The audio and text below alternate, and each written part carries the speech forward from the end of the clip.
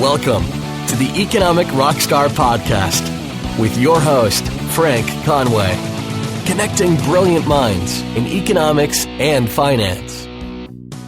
Hello and welcome back to another episode of the Economic Rockstar Podcast. And in this week's episode, I am joined with François Allisson, who is a scholar in history of economic thought and a senior lecturer at the Centre Walras-Pareto at the University of Lausanne in Switzerland. François' research interests encompass the whole history of Russian economic thought, with a special emphasis on theories of value and prices at the end of the imperial period and the beginning of the Soviet era, which covers the years from the 1870s to the 1920s. So we go back in time to examine what's going on in that period of time, not only in Russia, but where the Russian economists of the time would have been based more so around Switzerland, and would have travelled to the likes of London and elsewhere to research and have conversations with other economists, other prominent economists of the time, such as Karl Marx. And it's always great to see that diversity in economic thinking. I mentioned to François in this episode that if I was to have the map of the world and pinpointed all those economists that have been mentioned to date in these episodes, from your classical, neoclassical Keynesian, they would have all been located more so in the US or somewhere around Europe or Western Europe. And I have yet really to come across some from other countries such as Russia. And it's always great to have that diversity, even though that diversity does exist in those countries anyway. It's always good to see or hear of other economists who have come from a different culture, different country, maybe even a different political institution, and see what economic thinking and applications that they have come up with, and whether they are similar to those other economists elsewhere, or whether there were any influences that they discovered from the likes of Adam Smith and John Stuart Mill, and whether they brought that type of thinking back with them. So during this conversation, I get an understanding of what François' work involves, and his interests in the theories of value distribution, money, crises, accumulation of capital and planning led him to study these various schools of economic thought and classical political economy, as well as Marxism and marginalism. And these are a lot of the themes that we discuss in this episode. And it's something new, something I would never have been personally exposed to in my readings of economics. And perhaps you haven't either. And this is why an episode like this is quite healthy, to be introduced to this type of economic history and thinking. And my guest, François Allisson, he has written a book called Value and Prices in Russian Economic Thought, which was awarded the European Society for the History of Economic Thought Best Book Award in 2016, and it's the final product of a PhD that he had written on this subject matter. The university that he lectures in, the University of Lausanne in Switzerland, seemed to be a big draw for economists of that period in the late 19th, early 20th century, and has a number of famous economists that have come from that, such as Walras and Pareto. And during this conversation, when I asked him about his current work on Nikolay Ivanovich Sieber, François his face genuinely lit up, and you could tell that he was quite interested and passionate about this economist Sieber. And François is now engaged in a collective project with other economists intending towards an intellectual biography of Nikolay Sieber from the period 1844 to 1888, who was a Swiss and Russian economist. And Sieber had met up with Marx in London. And just a little bit of background on François. His teaching activities include a course on the history of contemporary economic thought, which covers the history of macroeconomics since Keynes's general theory in both mainstream and heterodox traditions. And François was recently elected Vice President of the International Walras Association, and among other activities, François is General Secretary of the Association Charles Guide, the French Association for History of Economic Thought, and also a Managing Editor of Economia. And in this conversation, we also talk about economic thought during the 1890s to the 1920s and the Russian economists of that time. And these economists influenced François to write his PhD, which is the basis of our discussion too, which is how the classical theory of pricing based on the value of labour evolved and changed into the now preferred neoclassical marginal revolution in pricing theory that we know of today. So we discuss about that type of period pre and post the 1917 Russian Revolution and what pricing based on a value of labour really meant. Francois also shares with us some of his research tips, as well as a number of recommended books, which I'd like to actually share with you now, just in case you don't get to listen to it later on. But one of them is Red Star by Alexander Bogdanov, as well as The Journey of My Brother Alexei to the Land of Peasant Utopia by Alexander Chayanov. And both of these seem to be more dystopian future type economic based books. Something I find personally fascinating, that economics can be interwoven into a story, a sci-fi story or a dystopian future story, and these books were written in the early 20th century, so it'd be great to actually read something like Red Star from the perspective of learning economic themes within a sci-fi or dystopian future. So why not check out the links, resources and books mentioned by François Allisson over at economicrockstar.com/Allisson, Allisson. And if you get a moment, why not share the episode if you know someone who might be interested in Russian economic history, or if you have ever heard of the Russian economist Siebert. And if you're listening on Apple Podcasts, I'd appreciate if you could give an honest rating and review. It'll really help the podcast get people to be more aware of it. And if you'd like to join other listeners who are patrons of the podcast, why not check out patreon.com/economic rockstar, where you can become a patron of the podcast for as little as $1 per month. So why not pop over there and see what's going on? And you don't have to commit. You can opt out of this at any time. So again, thanks for listening. I really appreciate you taking time out, listening to this podcast, giving me your attention, and I really value that. This is something that we actually bring up in this episode later on. How we value your time, how we value your attention, especially in this digital world where there's so much, I suppose, competition, so many podcasts, so many other types of mediums that you just possibly can't get to them all. So for all you listeners who are taking the time out to listen to me on a weekly basis, or if this is your first time listening, thanks again. Really appreciate it. And if there's anything that I can do, or if you have any suggestions on any future guests, why not email me on economicrockstar@gmail.com. Or you can check me out on other social media such as Facebook, Twitter, and I'm now on Instagram. So I'd love if you can connect on Instagram. I'm just exploring that recently with audio and video, and I'd love to be able to connect with you on that too. So enjoy this episode with François Allisson on the value and prices in Russian economic thought. Bonjour. Bonjour. Comment allez-vous? Mais très bien, et vous? Which is good. How are you? I'm fine. Thanks very much for coming on, and welcome to the podcast. Thank you very much. I'm so honored to have you here, and just find your work very interesting. When I came across you, I had to take a deep dive and look at what you're doing in your work as an economist. And it's very interesting and something that I haven't really seen before. Okay, so great. I can't wait to talk to you about it. Excellent. Do you hear me okay? Yeah, I hear you perfect. The audio is good. I understand what you're saying. I don't know if you know Beatrice Cherrier. Yeah. And Arthur Charpentier. I never met him. Well, we've had two French-speaking people already on the podcast, so excellent. You know, it's a nice accent, so yeah, there's a win-win situation. Excellent.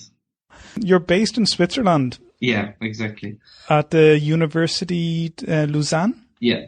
You wouldn't mind telling me, where is the University of Lausanne in terms of the geographical area in Switzerland, and what is so significant about that university? I've done my background research, so I know there are quite a few famous economists that have come from here, and to be honest, these economists haven't really been picked up on in any previous conversation I've had on any episode with other guests. Okay. So it's quite interesting to hear about what your work and your relationship with the university and your connections with these economists. Okay. Yeah. So, you mean Walras and Pareto, of course. And Yes. the fact that the University of Lausanne is located on the west part of Switzerland, which is the French-speaking part of Switzerland, doesn't mean much, except that there is a lake and mountains, and the view is beautiful from the university. But I can speak of Walras and Pareto as well. Yeah. As I work in the Walras-Pareto Center, and we have as a research tool their own libraries. So the libraries of Walras and Pareto, and this is wonderful, not to have a look at a book on Google Books, but to get the actual copy of Walras with his own Handwriting. annotations. Yeah. And are any of these books available digitally, or even their papers if we were to do research on it, if I was to do research on Walras or Pareto, would I have to travel to the University of Lausanne? You can find a few, but for most of them you will have to travel. Nice. If you just need one information, you can just ask, and we can go and see for you. And there's a nice lake, and I know there's a famous university in the United States that's located near a lake as well, Chicago. So, yeah, you're not So. Yeah. So, Walras and Pareto, I've come across these obviously as a student and also during teaching. But the textbooks that I've used based on the curriculum that I have been through as a student, or the curriculum that I boxed in really when I'm teaching, they only kind of come and go in passing. More so Walras, a little bit on Pareto. People might have heard about the Pareto efficiency. But what significant role do these economists have in economic history? Yeah. And how is their thinking used today? Okay, so there are quite a lot of people here who worked or are still working on Walras especially, and less on Pareto. Walras and Pareto played a great role at the end of the 19th century with what is known as the general equilibrium model and theory, and they shaped the way mainstream economics took for almost 1 century because of this view of a single theory that is able to encompass all economic variables in a mathematical system of equations. And it was kind of revolutionary in the fact that also mathematics had already been used by some economists in the past. Here it was a more systematic analysis, application of mathematics to economics. But also Walras and Pareto developed the same analytical tool. They had very, very different views on the aims of economics and what they were doing with this model. Walras, for instance, was a convinced socialist in some sense, and Pareto, on the contrary, was more of a free trade, liberal right wings. And so they are the perfect illustration that the same model can be used by different economists with different projects in mind. And this is really all coming from the back of Karl Marx's theories as well. Walras use a translation of Karl Marx's works. Walras quote, I think, only once Karl Marx in his work, and it's not a quotation of great significance. So we cannot say that Walras was influenced or reacting to Karl Marx, and his socialism came from other sources. But Pareto, on the contrary, was well aware of the works of Karl Marx, and he even published a preface to a French translation of Karl Marx's Capital, in which he showed what he thought was the flaws of Karl Marx's theory, especially the theory of value, which he made fun of in this preface. So this is kind of leading into your work, because you look at the theory of value and prices more from Russian history. And before we get into that, Francois, was the University of Lausanne a big draw for you given the history that they've had, or how did you choose economics as a discipline and end up becoming a professor at the university you're in today? Oh, so I'm not a professor. I'm just a senior lecturer. But senior lecturer is all good, yeah. No, I started to study economics in Lausanne because I was born near Neuchâtel, which is just next to Lausanne, and I really wanted to become an economist. But the way economics was taught was not very satisfactory for me, and so I decided, especially after having followed a history of economics lecture by Pascal Brudel, to get into the history of my own discipline, which at the time I didn't knew it had a history.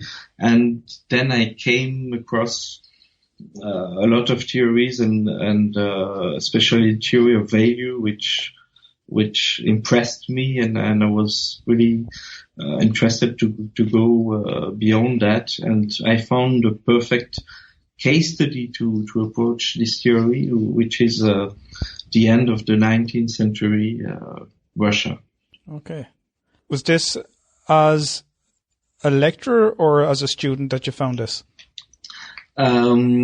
As a PhD student, I found this. Okay. Oh, yes. Yeah. Your book, Value and Prices in Russian Economic Thought, is the final product of your PhD, where you've written or condensed it into a book, looking at the journey inside, as it's called, the journey inside Russian synthesis from 1890 to 1920. Exactly. Like, again, if we were to look at economic history, and even all the economists during that historical period that have been mentioned on this podcast, and if I was to map them out on a global map, they're mostly European, American. Yeah. But I have yet to, I don't think so anyway. I've yet to come across economists from other parts of the world, such as Russian, African, Asian, some Asian. So, does this type of thinking that we have, is that influenced by the economists that we tend to portray in economics textbooks, or is there something different that we're missing that other economists, say the Russian economists you study, do they come across with different insights given their cultures or their own economies, or are they working on the same type of principles, underlying principles that have evolved from, say, the teachings or writings of Adam Smith?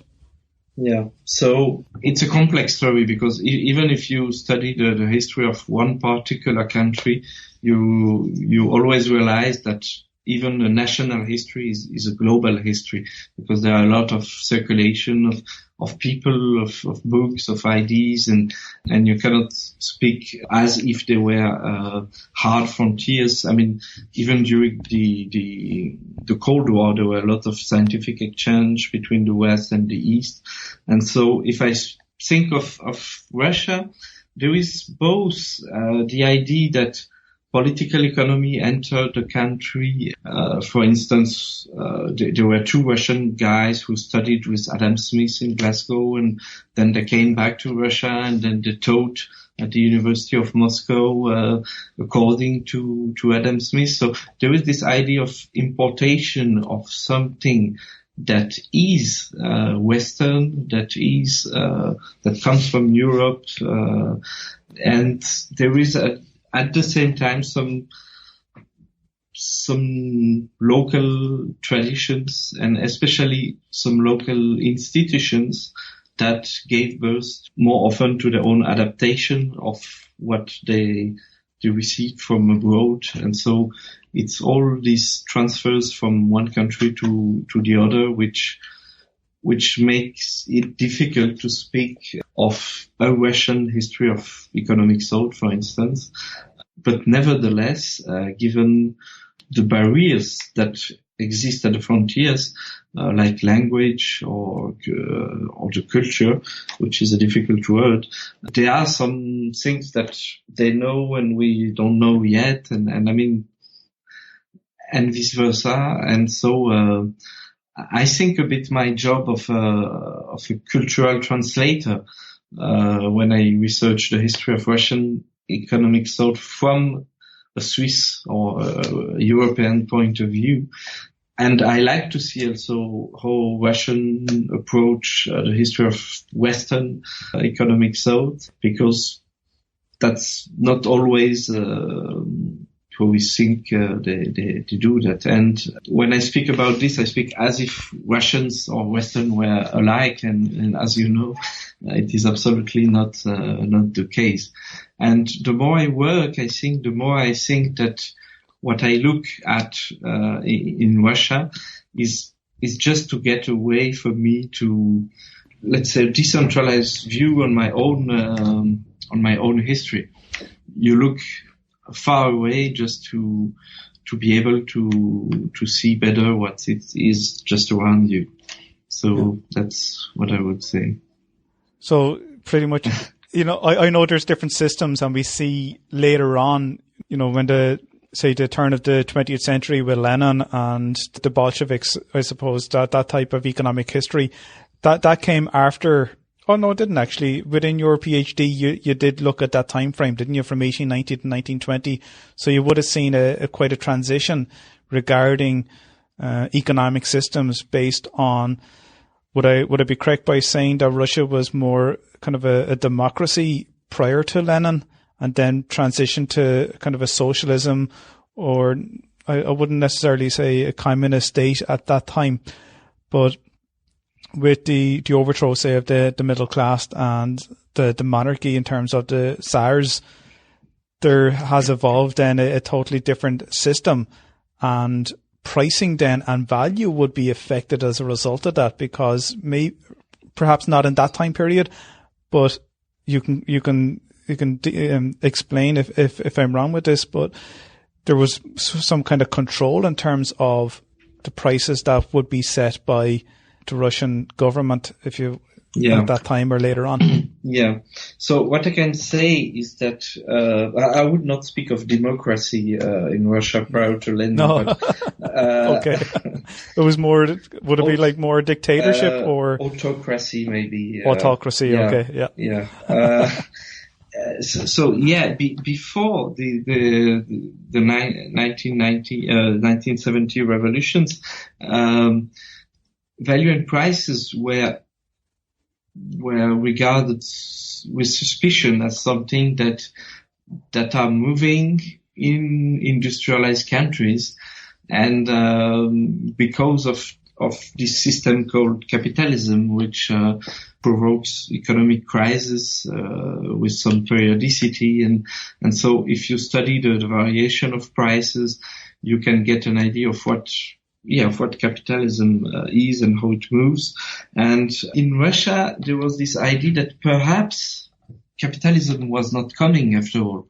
Perhaps Russia has its own way. And so the idea of studying the movement of prices were in a way used by some like Tugan-Baranovsky or Lenin or Danielson to prove or disprove that capitalism was taking place. And so that Russia was going through the next stage of development, of which the Marxists thought that the next plus one would be socialism. And so it changed after the revolution, because then everyone knew that in pure socialism, where you would no longer need money or prices or value or nothing, you would have the plentiful of anything for free. But in the in the transition period, who could last for a long time, maybe prices and value could still or should still play a role. And there were a lot of debates around the period. There was first the period of war communism, where most prices were fixed, or even where the market was totally absent in most places. And then Lenin set up the NEP, the new economic policy in the 1920s, where the market was reintroduced in many places to restore, as a way to restore the economy that was completely destroyed by the First World War and the revolution and the war communism that followed. And only at the end of the 1920s, with the setting of the first 5-year plan, did prices took a strong normative role of, yes, they were settled by the government for most of the products, but there was still needed, even if there was no exchange on the market, there was still needed prices, because between companies, had accounting system, and they need to put a unit of account, and so prices were still necessary to handle all these things. When you look back on, say, Walras's work on the general equilibrium and the price settings, he took it from initially trying to solve it mathematically and set up numerous, and it must have been a lot of hard work given no computers around at that stage. So he had a lot of simultaneous equations, and within those simultaneous equations, with all of these unknown variables, he was able to solve that problem. Well, I wouldn't say solve the problem, but he was able to eliminate those unknowns, which we know is something that you can't really do in the real world, because these unknowns can actually be the deterministic variables to result in a certain price achieving a certain point. Like, given that his work on general equilibrium, and we'll say the price setting that is done in pre-World War I and post-World War I Russia, how do the two fit in there? Or if that's a question you'd rather not answer, what period of time would be favourable to you in economic history, and how can you relate value and prices to that? Or would you prefer to talk about something like that instead? What I can just say is that on this is that even in the 20s and 30s, they would not solve equation systems. They would, based on a national accounting system, decide the percentage in which the production should increase in each sectors, and they would try to get right the intersectorial relations to see how this percentage applied to the other sectors in chain. And then you would realize that when Stalin said that, we did 97% of that 5-year plan, we know that it is not true, and that at each level of decision they had to cope with what was possible to do and what was necessary to say. They realized, even if it was not true. So that's what I wanted to say on that. What would your favourite period in Russian history be then? Would it be that period that you looked at for your PhD from 1890 to 1920? And why did you choose that? I chose that period because I found there was a fascinating move in economic theory in Russia at the time. Because in the Western world, we are told in the textbook that there was a classical theory of value by Adam Smith, David Ricardo, and which was based on, there are several stories, but on labor, on the labor incorporated in the production of a good. You take the number of hours needed to produce a good, and you have some capital, but the capital, you can think it as past labor transforming other goods, which themselves could be think as past labor, and you find a way. That's a quite difficult question, and it has been solved for some and not for others, but you have to find a way to get to the total amount of labor included in a good to get an idea of its value, and then you compare with the value of another good, and then you can get relative prices. And so this theory came to be dominant for some times, and especially in the 19th century. And then came the celebrated or the famously known marginalist revolution with Léon Walras, Stanley Jevons, and Karl Marx, with the marginal utility theory of prices, which no longer needed, or at least at the beginning, they no longer needed labor or an idea of labor cost to get to the price of goods. A good get pricey if it gives a higher marginal utility to its consumer.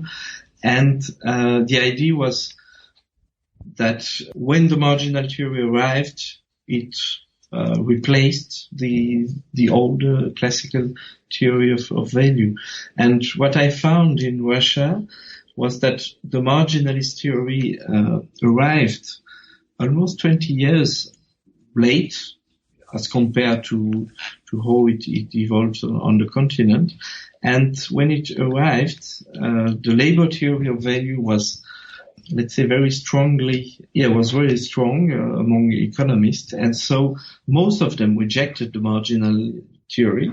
And some of them, and this is the subject of my book, thought that it could be a very good complement to the labor theory of value, and that a complete theory of value and prices should have on one side marginal utility theory and the other side a labor value theory, a subjective side and a more objective side, and that only with both sides they thought you can get to a comprehensive theory. And one of my heroes in the book, Tugan Baranovsky, developed a theory according to which you could, the best way of planning a socialist economy would be to set the prices at their value. And by value, he meant labor value. So a way to get prices as if there was a market, but with no market, and with the labor value as a reference material. Like that makes sense. When I studied history, I'd say it was over 20 years ago now, and one area of history that I actually loved was Russian history. Yeah. And I loved the period of Stalin. I loved the period of Lenin and the revolution prior to that, the build up, and that era which kind of ties in with your own economic history there. I love that history myself. But the whole idea of the revolution and after that was they depicted the human as a machine almost, and they prided on the amount of hours that you would work per day. And I forget the name of the person that they used and put up as a pedestal to represent this type of superhuman labor activity that they would. I forget. It wasn't Chomsky or Stakhanov. Was it, they kind of a muscular guy they portrayed in images, saying this guy can break all of the stone with hammers, and he's put in so many hours of work per week. We should all look up to this guy and follow in his footsteps, and we should be able to produce X amount of product or output per week based on what this guy is doing too. So that whole mentality, I can understand what you're saying, and I never thought of it from an economic point of view. I can understand how they did not want to just allow prices to move toward an equilibrium, but they wanted to set prices based on value, and that value being based on labor value. So why should somebody put in so much work in producing a certain product when the price will not reflect the amount of skill or labor that person has put in?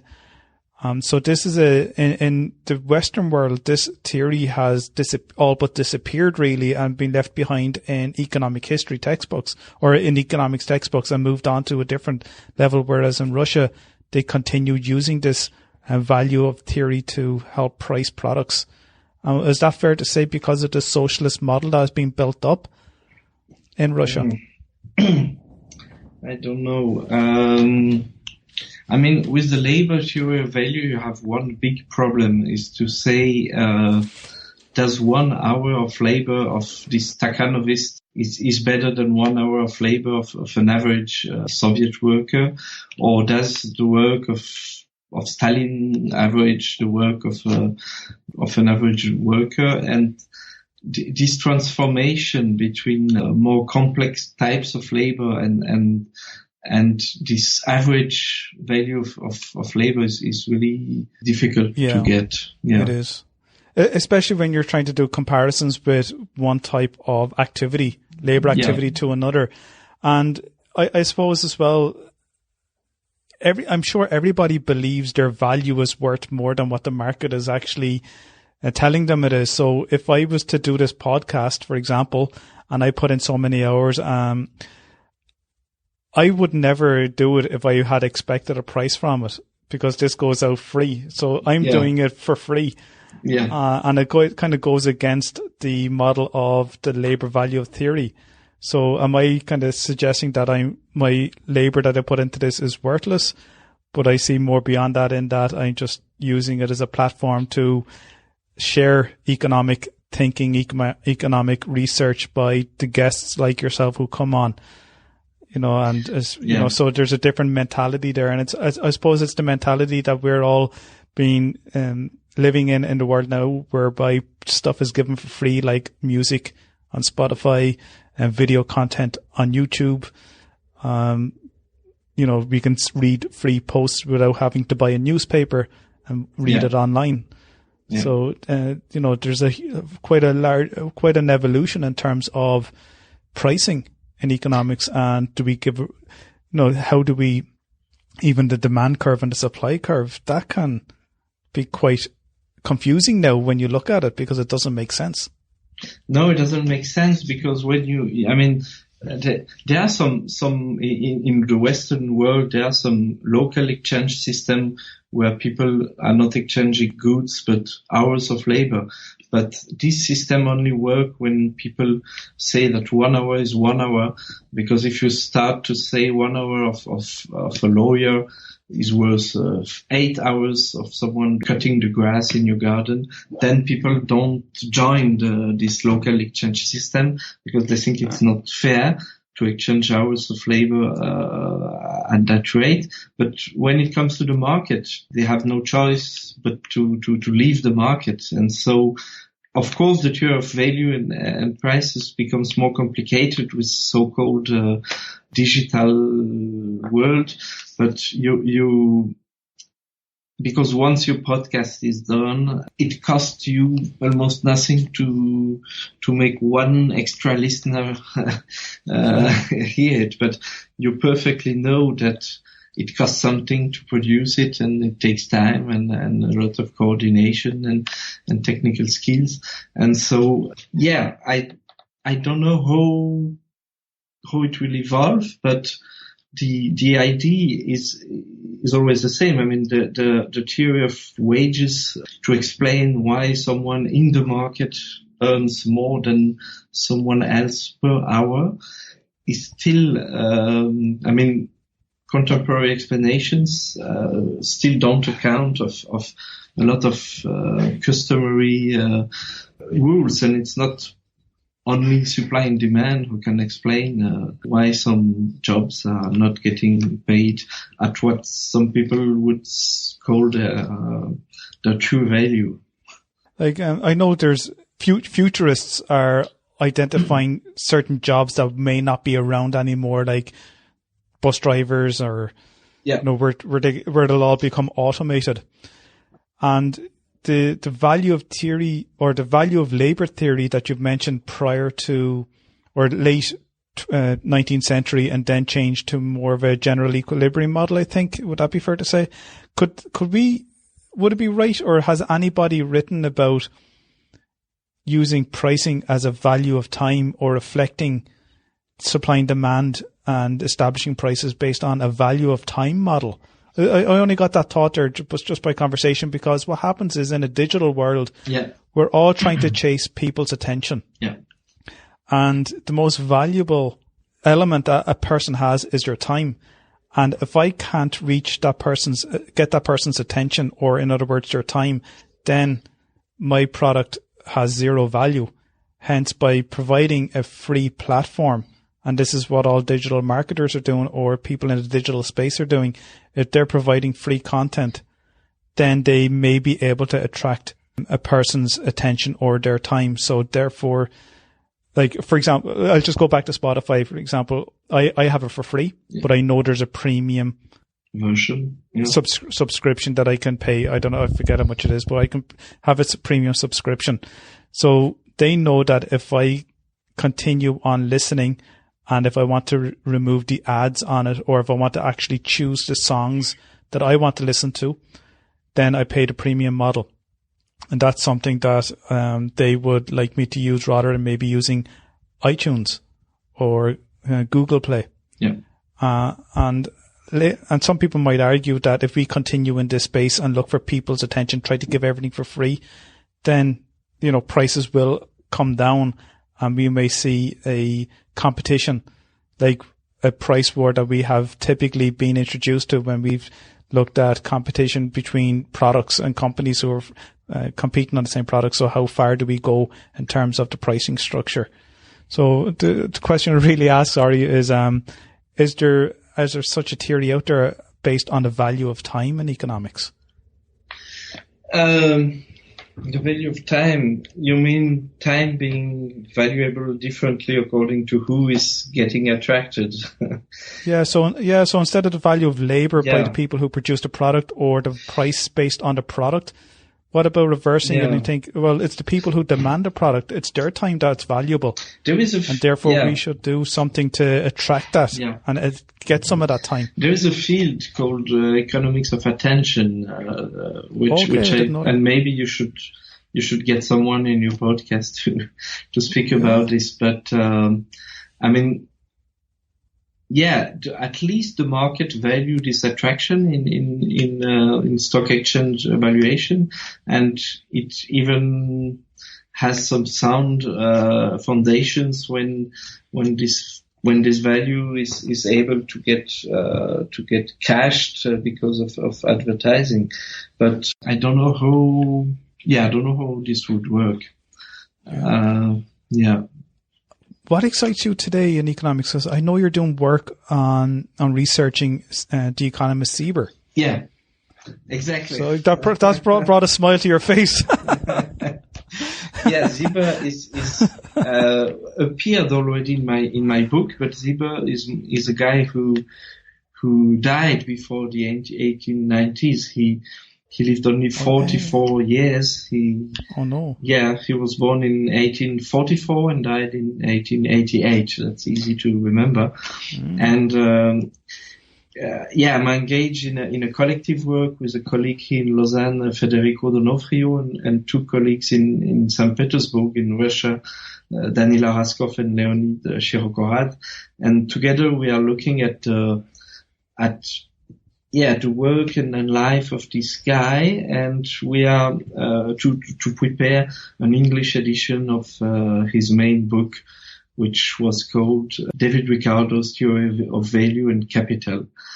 And this guy is really interesting because he's the first who translated and introduced the theories of David Ricardo in Russia in the 70s.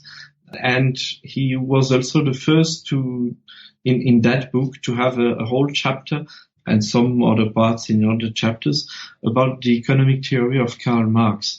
So in some sense, and this is what we're trying to define in this project, he was the first Russian Marxist before what is known as the first Russian Marxist in the historiography, which is Plekhanov, which and this Siebert has a complex family story, which explains also why I'm looking at him, because his father was a Swiss citizen who was born in Zurich and who was a chemist, and he was looking for a job, and he found no job in Switzerland and went to Russia to get a job, and there he settled, and he married a woman whose father was French, also emigrated in Russia, probably for work reason, and whose mother was, we don't know, but maybe Russian. And my Nikolai Ziba was born in nowadays Ukraine, in Crimea, and he was educated there, and he studied economics at the University of Kiev, and there he became a lecturer, maybe also professor, but we are not sure of this information. And then, because he was involved, and his friends were involved in the birth of an Ukrainian nationalist movement, some of his friends were expelled from university, and he resigned, and he came in exile in Switzerland. And so he settled in Zurich and Bern with his Russian wife, who studied medicine. And for 10 years he stayed in Switzerland, continuing his academic work and publishing only in Russian books, journal articles. And he moved a bit to Paris, London to get access to books. And in London in 1881, in January, he met Karl Marx, and they had a conversation, and we don't know what they spoke about, but we are trying hard to get a hint of that, because we recently received a copy from Amsterdam of the book of Siebert, which was annotated by the hands of Marx. No way. Yeah, because Marx learned Russian, and for some reasons Marx wrote in the second German edition of the first book of Capital that Ziba, professor in Kiev, had understood his theory, and so he got some advertisement from Marx, which at the time and still now make something in Marxist cycles. And so this guy was a bit mistreated, my Ziba, by the historiography, as someone who was a liberal reader of Marx and non-revolutionary activist. And we went to see whether this had to do with his implication with the Ukrainian, and it is part of the explanation, other part being that Siebert was probably afraid of the political police. We have found some traces about this. We went to almost 15 archives in Russia, in the Ukraine, and in Switzerland to get as much as possible material on him.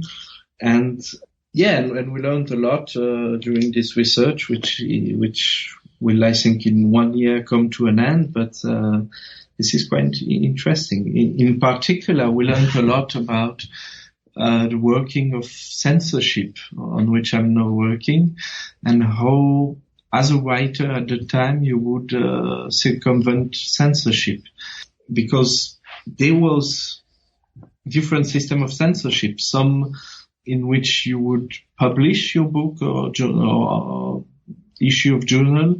Then, if there was a complaint, or if the censor finds there is something unsuitable for the public, the journal will get a warning, and after 3 warnings, the journal will get closed, and the redactor-in-chief will be put in jail, and something like this. So you have to be careful as an editor to self-censor yourself enough to get able to publish, but was this in Switzerland or Russia or London?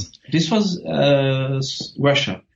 Russia, okay. Yeah. Okay, yeah. But another way to not go through censorship was, especially there were a lot of prints, of Russian prints in London, in Switzerland, in Geneva, for instance. And there you could publish legally in a journal that was then illegally reintroduced in Russia. And this is why at the time there was a lot of Russian spies in Geneva looking at all these communities, which were big at the time, of Russian, Ukrainians, people moving around. And they were especially afraid because, as you may know, in 1881, one Tsar was killed by some revolutionaries movements. And so they were especially afraid of these groups of people who abroad. The Russian government was afraid of this group which could organize themselves, because in Russia it was harder to organize because the political police was working hard to get things in order. Yeah, we have found, for instance, I like to tell the story, but a nice letter in which someone explained how they could publish papers in a local newspaper in Kiev. They just paid the local censorship guy, and during 1 year and a half, they could write almost what they wanted.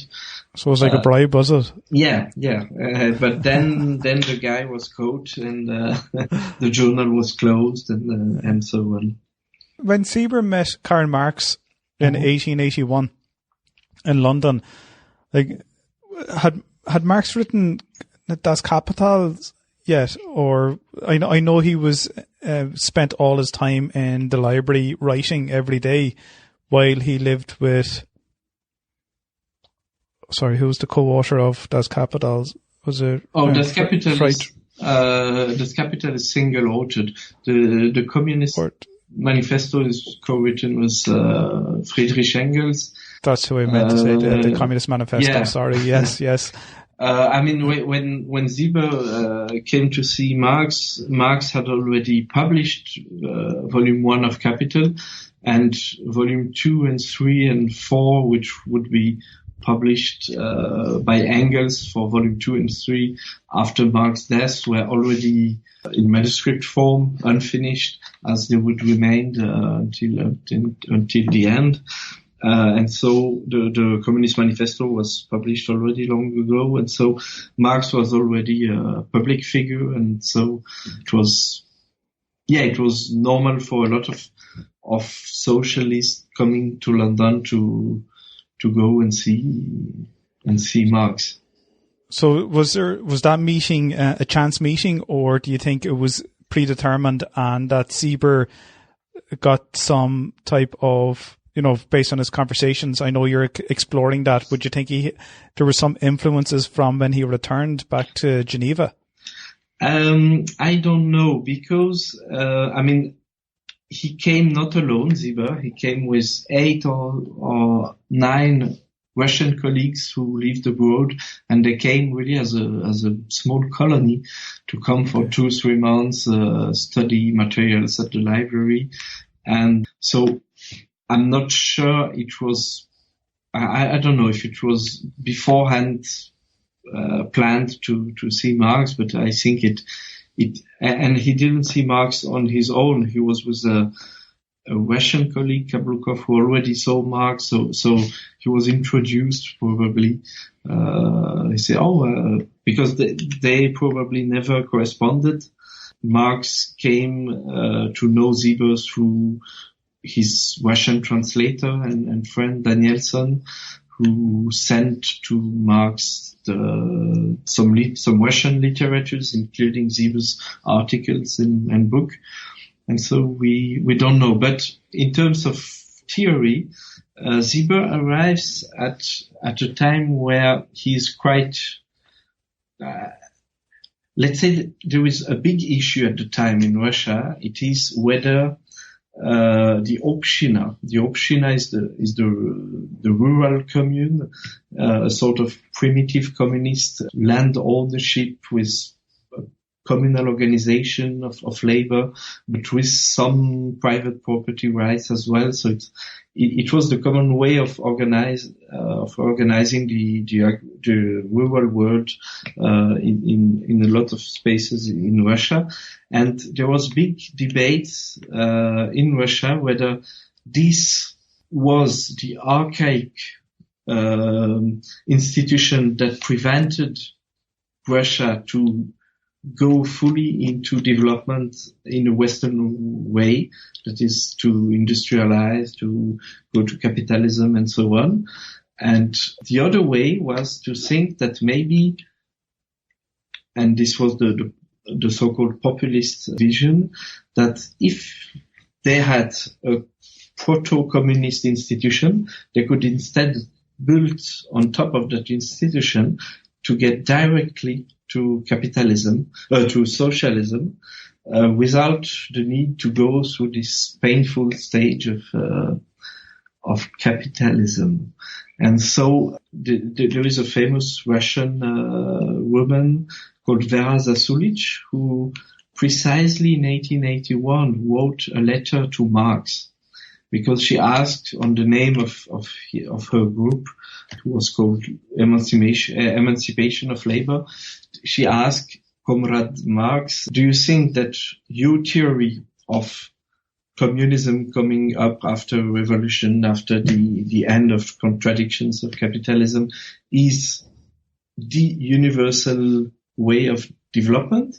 Or is it just something for Western advanced countries? And can we build our own way through this institution? And so most empirical economical studies in the 70s, 80s, 90s, but especially 80s, 90s, were based to answer to this question. And at the beginning, Marx famously wrote several drafts to answer this letter.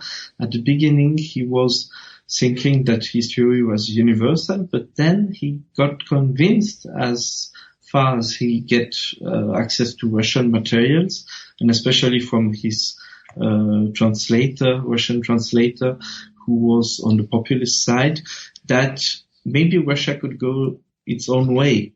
And so, on the contrary to Engels, who would say that Marx's theory was more universal. And Sieber at the time was on the reverse side. Maybe he came to Marx to say, so we agree on the fact that the Obshchina, the rural commune, will be destroyed soon. But Marx had turned his mind on this precise idea. So I think that when they met, they were no longer in the same direction from a theoretical point of view. And what happened to Siebert then? You said he passed away at the age of 44 in 1888. So he came back from London. He what did he do? Like, he applied his theories based on... Yeah, Sieber was like Marx, like the late Marx, was studying he published another book on primitive economic cultures, precisely to get the idea of what is natural, what is historical in the economic practices, to get an idea of the future of economic institutions. And he had some disease, probably brain disease, we don't know exactly. But then at the age of 30 or 41 he was too sick to stay in Switzerland, and so he came back to Yalta, where his mother and sister lived. And the mother died before Sieber, but then the sister took care of him until the end. So he lived his 3 last years, not publishing much, in Yalta. Okay. A bit of a somber note to nearly end the podcast on. So, I have a couple of questions, if you don't mind, short questions, if François, okay, please. And I suppose I could nearly tell the answer to this, but if you could time travel and step into the DeLorean and go back to any era, what era would you go back to? And if there was one person you'd like to speak to, who would that be? And what would you like to ask them? Okay. I think I would go in between the two 1917 revolutions, okay, in Russia, and meet Tugan Boyanovsky to get an idea of why he suddenly decided before the second revolution to move to Ukraine as well, and what were his hopes for a future socialist society at the time. Oh, yeah. Yeah. That could be a nice title to work on, that question. And I wonder, is there anything in the archives that could actually answer that for you? Oh, I don't. For Tugan Baranovsky, there is this sad story of all his books and letters, almost everything being destroyed during the World War One, and so I'm not sure we'll get the answer. And maybe it's not important to know the answer, but to ask the question is already something exciting. Yes. And do you have any books that you'd like to recommend? I'll put your own books, links to your own books on my own website, economicrockstar.com/Allisson, Allisson. Yeah. But is there anything that you'd like to recommend that you'd like to add to that list? Oh yeah, I think I would recommend books from that time, that exciting time. That means we have to go to your university to access them. No, I think of Russian books which were translated into English and French and so on. I think to books by economists who wrote utopian novels, precisely to be able to get out of the theory and to think of possible futures. And I think especially of Red Star by Bogdanov, and of the travel of the journey of my brother Alexei to the peasant utopia by Chayanov. Okay. Both were communist economists, and they lived and they survived the 20s, but not the 30s. And like, you have a book there, Russian political economy from utopia to social engineering. Is this what you mean by utopia, or like, what were they looking for? Were they looking for a nirvana type state of economy, which was being portrayed by Karl Marx in his form of the Communist Manifesto? Or was this something different that other people were working on to try to create? Precisely because Marx didn't portray the communist society. And if you read his Communist Manifesto, he speaks only of capitalism. And because it was necessary to think out of the box, and the former theories were not able to do that. So utopia was a way, to write not economic theory, but utopia was a way to free your mind to other possibilities. And then from utopia you can get to social engineering, which often, I must say, is an awful experiment when you start to play with people's lives and work. But at least in the novels, it already shows many things, and you get an idea of, one was written, Red Star, before the revolution, and the other by Chayanov after the revolution. It's not a bad type of thinking either, is it? To kind of have that utopian, and free your mind from everything, and then start from and scratch again and see how the economy actually works. You wonder, would we come up with the same type of theories and thinking that all the classical economists and those who came after would have, like, if we were to do it all over again? Yeah, it'd be very interesting. These are what the books actually try to capture, is it? Yeah, it's that. For instance, in Red Star, which is the story of someone from the, I will not say the whole story, but someone from the Earth is invited to Mars to see a communist society. It's written in 1906, and he sees tables saying that in the industry of poetry, we are short of 200,000 hours of labor today. And in the industry of planting carrots, we have too much labor today. So people watch the tables and say, oh, maybe I will write some poetry today and not planting carrots. And this is like production possibility frontier. Exactly. I just wonder what the parallel universe or the other Earth or what other life forms are doing in their economies, and how what money they're using if they're using a currency. Yeah. François, just one more question. Do you have any, I usually ask writing tips. You can answer that if you want to, but even research tips, because I know you're doing that research with others on Nikolay Sieber. And I've looking at your Twitter feed, and I see you go to conferences and there's discussions at tables, and you're going to libraries to research their work on these people. So do you have any research tips that you might like to share with us? Research tips. It's very lonely. Yeah. No, I mean, yeah, it's a good thing to, I wrote my dissertation alone, and I thought it was good because you would not have to argue with someone until you do the Viva. Yeah, and I think it's a very good thing to start a collaborative project, because it does not make things simpler. It's maybe even more complex, and sometimes you don't agree. But at least you have an inner dialogue that is richer and which drives you to direction you would not have go on yourself. And so to start collaboration is a good thing, and maybe not to relieve too much on your own memory.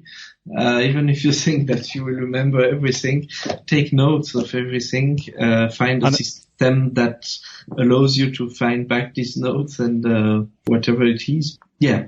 I think you have the pen in your hand for the duration of this interview, and that's probably the habit that you've developed over time to jot down whatever few notes to help you externalize that memory. Exactly. Francois, I really enjoyed having a talk to you today. Love reading up on your work, and you have a great, fantastic website, francois.allisson.co.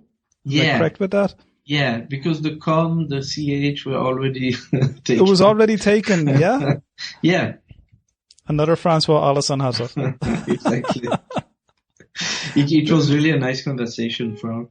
Yeah, it's a very nice and clean website, and you have your conferences that you attend, you keep everybody up to date, your books, your publications, and fantastic links. And again, looking at all those Russian economists that you are interested in, and if there's anybody out there that is interested in this type of work on Russian economic history or even prices and value at that time period, definitely you're the go-to person for that. And I do recommend you check out Francois' website.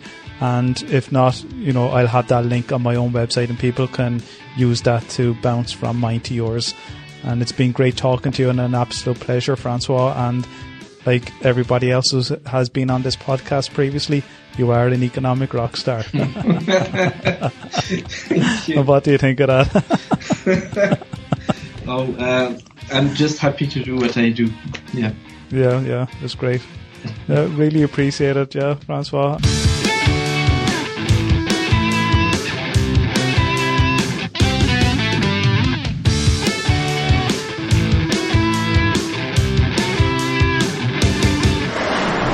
Anyway, and I only realised when I checked out your Twitter that you were on another podcast. You had the tweet pinned on Marx and Smith went for a walk. Yeah, that was my first experiment. How did that go for you? Oh, it went well. I didn't listen to it. You say it was too late for me to listen to it. Yeah. And I only found it there 5 minutes before I got on the call to you. Mm-hmm. Yeah, I spoke also about Ziba and. Oh, did you? Yeah. Yeah. Because once I asked about Siebert, your face lit up. And I goes, I should have got you that half an hour ago. I think at the very beginning of the interview, I was not, I didn't realize it was the beginning, and I was a bit, I thought it was still a preparation, but then I realized, we started. But, but it's, I mean, you are really, making things easy because you are relaxed and friendly, and that's nice. I think that's the Irishness in me. Yeah. Can I ask you what you do besides? Do you have to do something for a living, or do you just? No, I just eat off air and dust. Hence the microphone. No, the microphone I was going to say is gnawed to bits, but it's not. I lecture here I'm actually in the building here. I lecture at a college in Ireland, in Waterford. Yeah. So I lecture economics and maths and finance. So I've been doing that 17 years now. And this podcast I started about 4 years ago, just as a bit of a side hustle. Yeah. In a way, not a hustle, but just as a side thing, to be able to talk to people like you that would otherwise not come here, or, and might as well share the conversation. And, I want to know what people are doing in their research and in their lives, and be able to share that with everybody. Yeah. So it's not necessarily for my students or for me, even though I did it more so personally, but why not have the conversation and share it with everybody, Yeah, that's you cool. never know. Yeah, it's good, yeah. Yeah. It's really good. How long have you been? Huh? Yeah, sorry, go on. No, you have an impressive list of distinguished rock star that you invited. That's really, that's really impressive. It's a good catalogue there. Good, exactly. Quite a few people, So I was quite, there was times. Okay, I think it was episode 50. I got Dan Ariely. And I was sure, wow, this is great, and then I kind of moved on, and there's other people that I've got that I didn't think I would even ever get, Yeah. But you just keep on moving, you get Vernon Smith on, and Deirdre McCloskey, yeah. Yeah, Deirdre McCloskey, Eugene Fama, and it's just, even Alvin Roth, these Nobel laureates, you just keep on moving, and hopefully soon I will have Harry Markowitz on soon as well. Oh. Yeah, and also George Akerlof. Okay. So there's another couple of Nobel laureates in the pipeline. Mm-hmm. Paul Ehrlich will be coming on soon as well, the biologist. Yeah. He wrote about the population bomb. So but I keep on moving, and just don't dwell on it. Next episode, Mm-hmm. Mm-hmm. And I try to bring a diversity of issues as well. So I even though most of my guests are American, I do try to reach out to others who are, say, non-American or not from one particular school. And the diversity in America is great as well.